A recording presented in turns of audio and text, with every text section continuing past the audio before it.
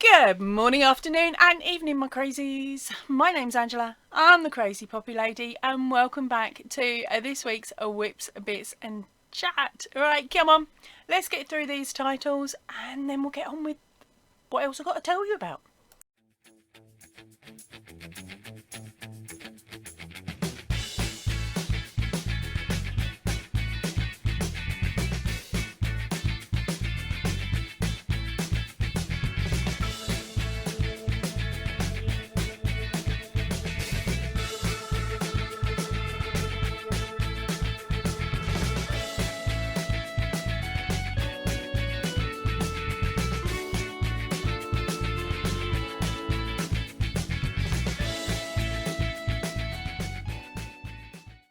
Right, so put my teeth in, shall I? Right, so first things up this week, it is our video review, and we also had our Throwback Friday. Hope you enjoyed that one. There wasn't a lot because we've got a lot of stuff going on at the moment with family, and that's staying off the channel. So we had our Star Stitch. Okay, now this one is not only showing you how to do the Star Stitch, ends not sewn in. Okay, so here is our Star Stitch. It gives you the information on how many you will need to make this size square for your Stitch a Week blankets, well, the cow anyway, so whatever you fancy doing with it. But of course it also shows you how to do the border, also using the Star Stitch. Now the reason for it is I made this one, but I was in a foul mood, and when I'm in a foul mood my tension is extremely tight. So I'd done all the maths to make it, and I was super proud. It was done, it was dusted, it was lovely. I laid it on top of my block number 5 to find that it was far too small, so I made it again, adding in a couple of extra stitches, and it was still too small. And then I realised why. It was because my tension was very tight. So that is why I made the secondary one here with the new stitch count in, to ensure that we have got the right amount of stitches. If you are a slightly tighter crochet, this isn't that tight actually. This is quite nice. This is how it's meant to have been. And they are of course the instructions that are written in the drop down box of that video. And then of course it was pointless wasting it, well, so to speak, so I used this one to then show you how to add a border, which would also mean that it was big enough and the right size for your blanket if you are like me and you're in a foul mood and your crocheting was extremely tight. We are talking that was tighter than my amigurumi tension that I use, so it was a proper tight. Okay, so that was the Stitch a Week Star Stitch, and that one says including border because it does. Okay, the next one up was the yarn review from Sheepsies, or however it is pronounced, which was their colour crafter. Now I wasn't too sure if this yarn we could still purchase, because I bought it way before my channel started in a massive haul of yarn that I was really lucky to get off of Facebook Marketplace. Now there is a whole backstory to that, and I've got no idea what whips and bits it is on, but the basic one is I met this lady, her name was Angela, and it wasn't me. And I popped round to her house to pick up a bag of yarn from her, and then she enticed me in to have a nose at her craft room, and you opened the door to go in and there was no room. You couldn't get in. It was a reasonable size Edwardian house with a reasonable size bedroom. We're not talking a tiddly little box room here. We're talking one that could have easily fitted in a double bed with bedside tables and other bits and pieces in there, but instead it had these cubes running along the side of the walls on two sides. I had a little desk in one corner, and it was full. We are talking bursting with yarn. All of the cubes were filled, and she had two of these style cubes stacked one on top of each other and too wide. So as you can guess, it was a massive amount of floor space in that room. So all of the walls, all of the cubes are filled. Okay, we are talking mega filled. What else was there? She had massive boxes, the sort of size box that you would expect to see from Crystal at Bag a Day and pop through the door. I believe she's just had a new unboxing come through. But we are talking jumbo size boxes. They were stacked floor to ceiling. So much so, she knew exactly where everything was, but she couldn't get to it. And so her room was in disarray, and she was looking to downsize her yarn collection so that she could talk her partner into moving out of the, I think it was a 4-bedroom property that they were in, and she wanted to downsize to a bungalow, like a 2-bedroom bungalow. And he'd said to her, "You've got no chance. Not until your yarn stash is downsized, because there'll be no room for furniture," which was true, because not only was that room full, but one of the spare rooms had boxes upon boxes of yarn in, and the loft was full of caked up yarn as well, that was like end of project yarn, because she'd been crocheting for quite a while.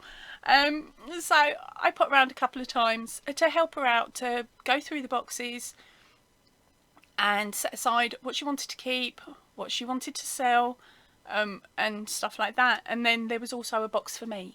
So it was like these 3 boxes: keep, sell, and so as we were going along, that's where I got all of the green yarn for the poppy brooches. I've still got some under the table. I also picked up a lot of the red and a lot of black for the first year's poppies. So that was really beneficial. And I also came back with, what was it, 3 bin bags worth of yarn.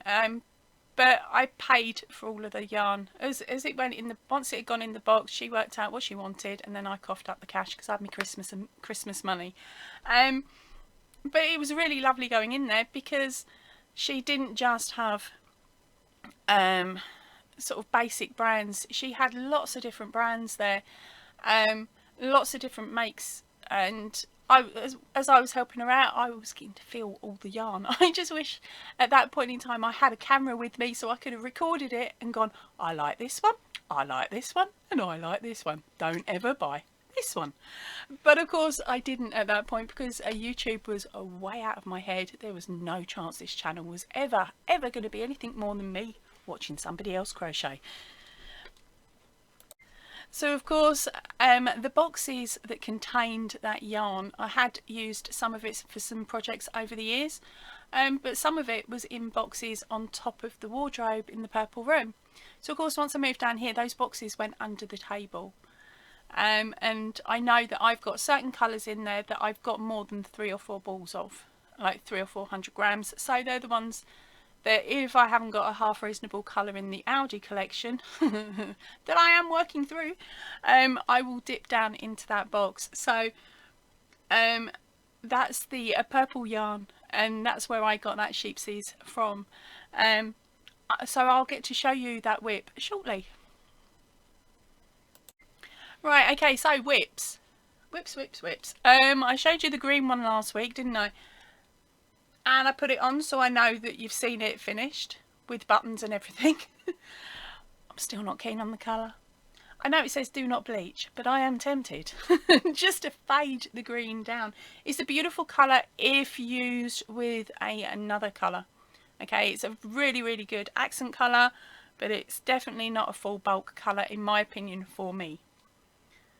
But yeah, you're going to see more of it because I've still got tons. Okay, right, so let me show you my whips for the week. Right, so of course whips for the week were these squares, and I've also got another video for next week all ready for you to go. It's already uploaded, so that's a bonus. I don't have to worry about that for next week, and I'm halfway through the week afters, so I know what's coming. Next week's video is very short and sharp when it comes to the stitch a week. It is a very quick, I think it's only about 7 minutes maximum. The stitch itself is really lovely and easy, but it is going to be a yarn eater, and it is going to take you a little bit longer than some of the other blocks. That is me being evil, telling you what's coming up but not telling you what the stitch is. Oh, bad girl. Right, so as I said earlier on, I was in a little bit of a foul mood earlier on in the week, so my crocheting was very tight. So I thought, right, that's it, I'm putting down my jumper It's pointless doing any of that because it will be so out of shape where the tension's so tight it just goes whoop. So I decided to pick up my a really gorgeous amigurumi book that I have shown you. I will pop a link up here to its video if I remember and if I have room. But otherwise the information will be in the description box, or you of course can just use the search button to search it out for yourself. But it's from Arena Lee and it's Amigurumi Treasures number 2. Now I have already made one pattern from this book, which of course was a George. I'm calling him George because that is a George the chameleon. Okay, now George's actual pattern had a bow and it was meant to be Georgina, but I didn't have any more of this yarn, and the yarn I did try and use made the bow bigger than his head. So I was like, do you know what, George can stay George instead of being Georgina. So and that is George the chameleon, as I call him that. I will find the pattern for him now in the book. Where are you? I really should have prepped this, but I didn't. Where are you, George?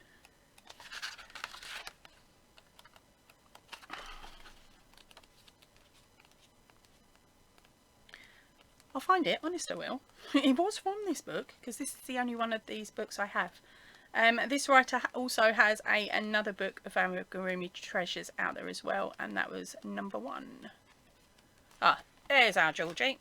Right, but she calls it a Millie the frill-necked lizard. So, there you go. That's what he should have looked like if I'd have used the same yarn and everything else. But I didn't. I used Signet Boho for George. Right, so I picked up my hook, I picked up my book, and I picked up the box of Aldi cottons for amigurumi that I bought donkeys ago.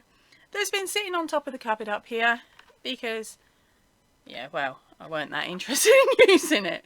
But I thought, you know what, there are multiple colours there. There's 50 grams of each colour in there. Surely I've got enough in there to make Benedict. That's alright, I'm going for it. He was the one that out of the whole book that I really, really wanted to do. Now, Benedict the Shrew is meant to be, what did she say? Is here? It does say, can't find it again. Well, he's only meant to be about 7 inches or 8 inches tall. So I thought, okay, that's doable. I might be able to have him knocked up in like maybe an evening, maybe 2 evenings, so that I can show you the completed Benedict the Shrew. Looking so forward to it. I've sat down and I've picked the small hook, or a smaller hook than what I think that the cotton needs, and just to ensure that it's downsized, hopefully. And then I started crocheting. And this pattern starts at his nose. Okay, so you start working his nose and then you work out to make his head. Okay, but I'm going to have to strip this back or I'm going to have to go and buy another 15 boxes of that cotton because yes, I'm laughing, so you know he's bad. You know there's an issue here already, don't you? That's his head so far. I could wear it as a hat. He's massive. He's not massive, but basically just his head alone, I did measure it and I've completely forgotten. Oh, there's a quick tape measure. Just his head alone is now standing at around 4 inches, or flip it over, 11 centimetres. I've only got that much left out of the first 25 grams. The whole body, legs, arms, tail and head are all meant to be pretty much in the same colour, and they're only meant to take 25 grams of yarn. There is not 25, sorry, 50 grams of yarn, but that ain't gonna happen. I've really mucked up. So it's gonna be a case of probably frogging him back, because I don't want to be left with just a head. But that's the way it goes. But one day I will make him. But I've been looking into the actual cottons that they used, and they are quite expensive. So it's trying to find a 4-weight cotton at a reasonable price, because I do need quite a few different colours. What's it, 3, I need 6 different colours at 50 grams a pop. So at the moment, I've done a search the other day. I didn't find anything that I like the price of. And when I did, I found out they were only 25 gram balls. And I was like, well, it doesn't work out. It will work out at £2 a colour.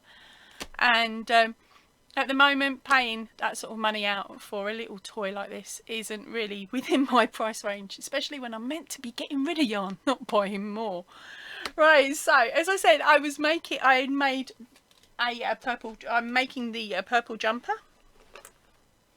and I am using, I've got to check it's the right one. Yep, I am using the Inside a Crochet magazine. Okay, now this one is issue 146, check the link, and I believe that is the last one that came out. We're due a new one soon. Very soon. Okay, so I decided I was going to make the book lovers a jumper, because I've got loads of that purple. I have loads. I'm pulling the face again. You know it's gone wrong yet again. Right, so of course I've already stripped back the back panel once. I've got my gauge correct. I'm following the pattern, and I've made the back panel. So let me pull out the panels out of my bag of doom. Right, okay, so where are we? There we go. That is my back panel. It's a little bit in need of shaking, I suppose. It's been in the bag for over a week. So that's my back panel. Okay, that's the wrong side of my back panel, because I wanted to try, I tacked it together to try it on to see if it would fit. I need to get rid of my bread baby. Just as an understatement. It will fit. It will fit. One day it will fit, and then I will be able to wear it. So I've done the bag panel, and I keep flashing the words to you, don't I? So I've done the bag panel, and then I started working on the front panel, and I'm pretty chuffed, because this is the first time I have used the method that they state in the book, and I can't remember what it is. And where is it? Where is the word?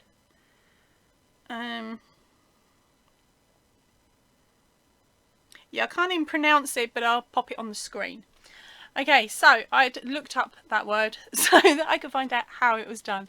And basically, it's very, very similar to how we do the C2C, where you don't carry the yarn, you just drop the ball. So I ended up with quite a few balls of wool attached to the project, and I was like, oh, you are joking. But I did it. So the first word, because you work it from the bottom up, I managed to get the word lover done. So I'm quite chuffed with that. But of course I'm dyslexic, and that's my excuse, and I'm sticking to it, and I'm a comical nightmare, aren't I? No, it's not that. I decided I'm not really into books, am I?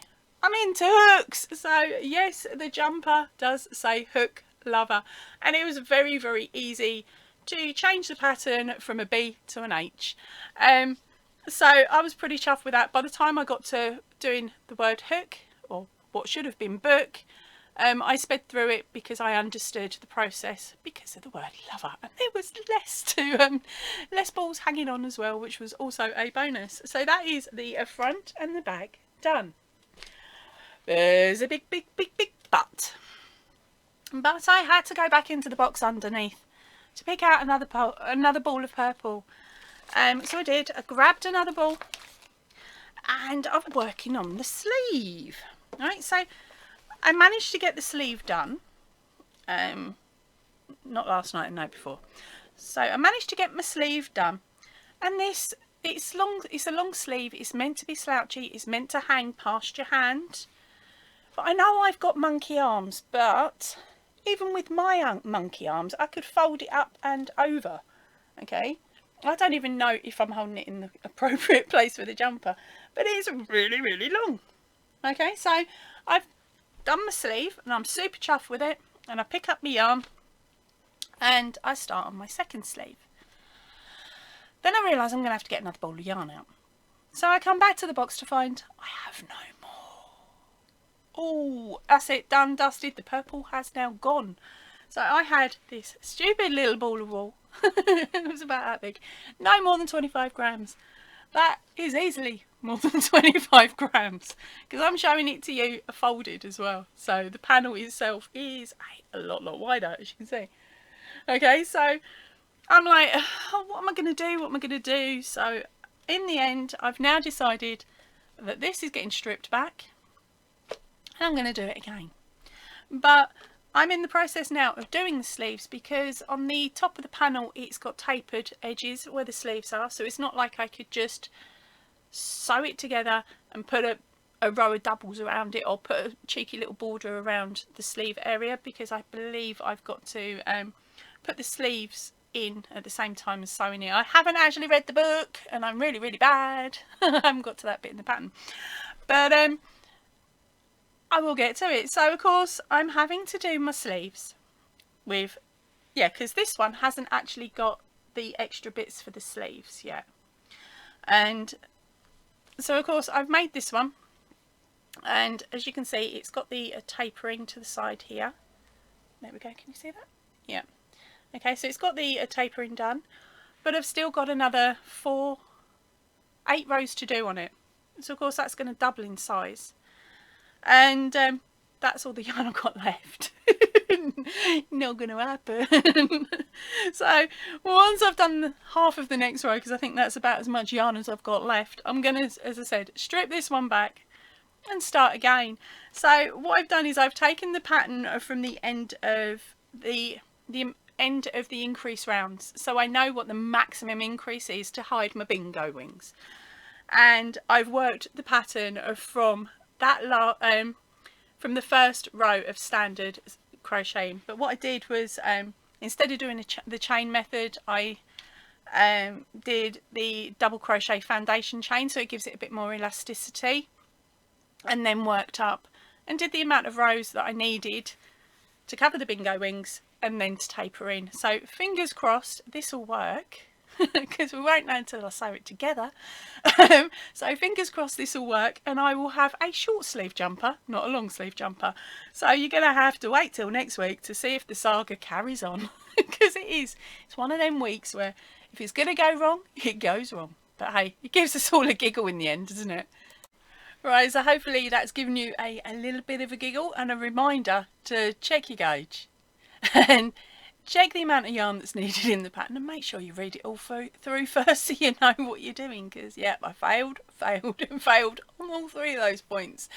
Right, okay, so last week it was mentioned in the comments section that there was no Squiralgate, because I hadn't updated you on that little cheeky squirrel that is living in our loft, or the fact that it likes to antagonise our Liam, puppy.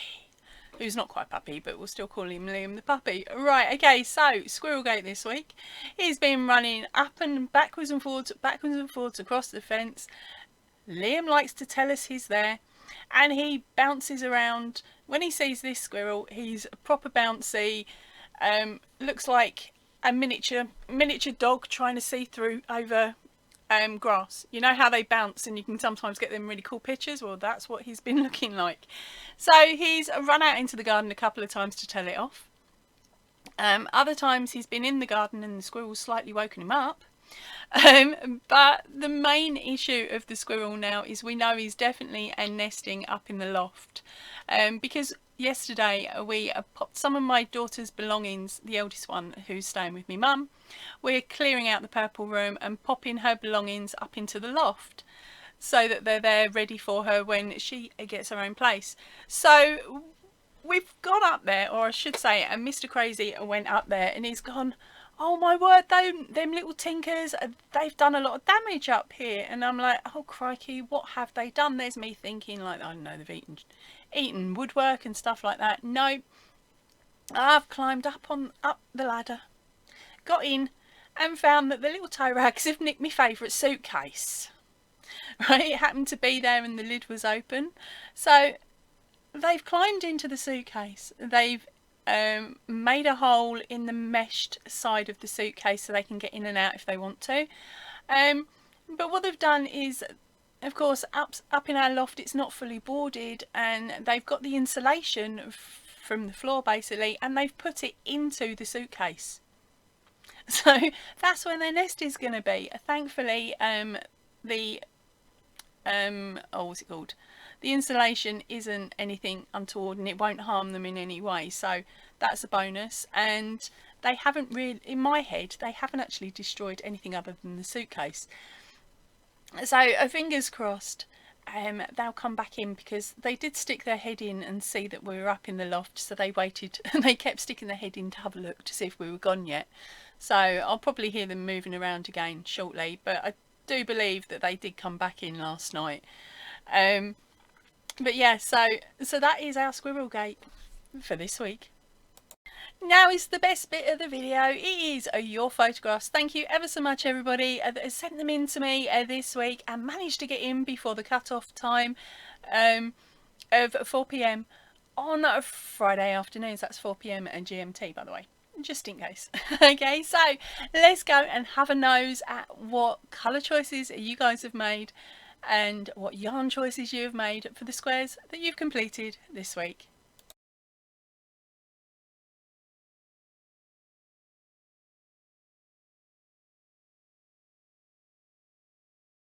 So thank you to everybody that sent through photographs this week. Fingers crossed we'll get a couple more next week. Right, that is it for me for today. Have an absolutely lovely weekend, and I will see you all again next week for another Whips and Bits. And don't forget, keep an eye out for a Stitch a Week and Throwback Friday, and possibly some other bits and pieces that I might put in through the week if I've got time. Right, I'm going to head off now. I will see you all really, really soon. So if you can, please stay in and definitely stay safe. Ta-ra for now, everybody.